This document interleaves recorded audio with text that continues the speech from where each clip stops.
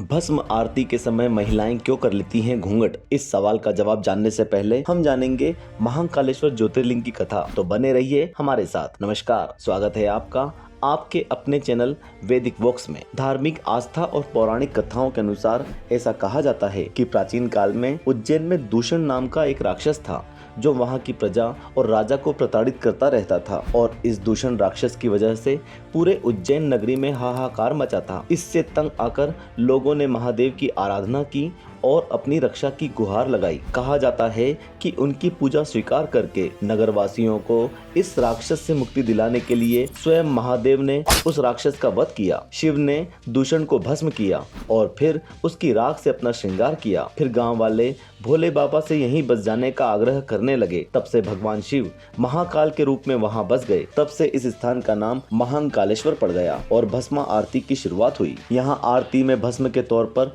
शमशान में जलने वाली सुबह की पहली चिता से भगवान शिव का श्रृंगार किया जाता है। इस भस्म के लिए पहले से लोग मंदिर में रजिस्ट्रेशन कराते हैं और मृत्यु के बाद उनकी भस्म से भगवान शिव का श्रृंगार किया जाता है। भस्म महाकालेश्वर शिवलिंग के ऊपर बने ओंकारेश्वर महादेव मंदिर के ठीक पीछे से आती है। यहाँ एक छोटा सा कमरा है, इसमें लगातार धुनी जलती रहती है। इस कमरे में केवल आरती करने वाले अखाड़े के प्रतिनिधि ही प्रवेश करते हैं। हालांकि इसके अलावा भी गाय के कंडे, पीपल, पलाश, शमी और बेर की लकड़ियों को साथ में जलाया जाता है। देशी नस्ल की गाय के गोबर से कंडे तैयार किए जाते हैं। इन कंडों को धुनी में जलाया जाता है। रोजाना सूर्यास्त से पहले कंडों की राख को बारीक कपड़े से छाना जाता है।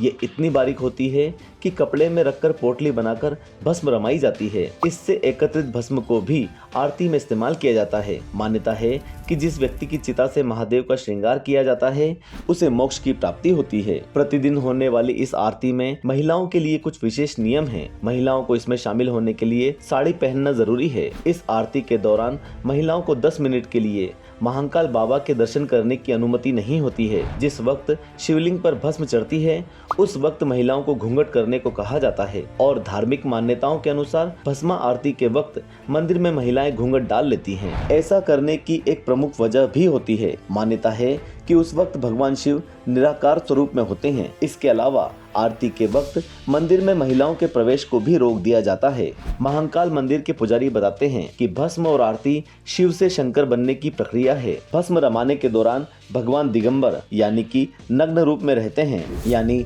भस्म आरती के वक्त महाकाल शिव रूप से शंकर के रूप में आ जाते हैं और वे निराकार से साकार रूप धारण करते हैं। उस वक्त उन्हें भस्म लगाई जाती है और उनके अभ्यंग स्नान के दर्शन महिलाओं को नहीं करने दिया जाता है। इसलिए महिलाओं को दर्शन करने की अनुमति नहीं होती। ऐसे में उन्हें घूंघट करने को बोला जाता है। वहाँ के पुजारी बताते हैं कि जिस तरह वस्त्र बदले जाते हैं वैसे ही भगवान महाकाल निराकार रूप से साकार रूप धारण करते हैं, और यही वजह है कि कुछ समय के लिए महिलाओं को घूंघट करने को कहा जाता है। भस्म चढ़ने के बाद भगवान फिर अपने रूप में आ जाते हैं, यानी शंकर के श्रृंगारित रूप बन जाते हैं। ऐसा नहीं है कि नियम केवल महिलाओं के लिए है। पुरुषों को भी इस आरती को देखने के लिए केवल धोती पहननी होती है, वह भी साफ, स्वच्छ और सूती होनी चाहिए। पुरुष इस आरती को केवल देख सकते हैं और करने का अधिकार केवल यहाँ के पुजारियों को होता है। देश भर में ये इकलौता ऐसा शिवजी का मंदिर है जहाँ भगवान शिव की 6 बार आरती होती है। हर आरती में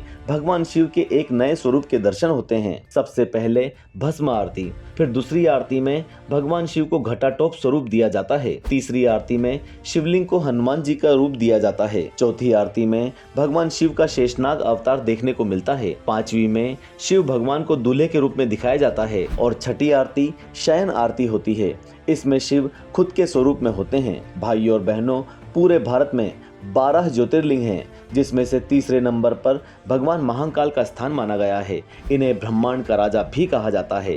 बोलो महाकालेश्वर भगवान की जय। तो भाइयों और बहनों, ये थी वजह कि क्यों कर लेती हैं महिलाएं घूंघट भस्म आरती के समय। आपको वीडियो कैसा लगा हमें कमेंट बॉक्स में कमेंट करके बताएं। साथ ही वीडियो को लाइक कर ज्यादा से ज्यादा शेयर करें। ओम नमः शिवाय।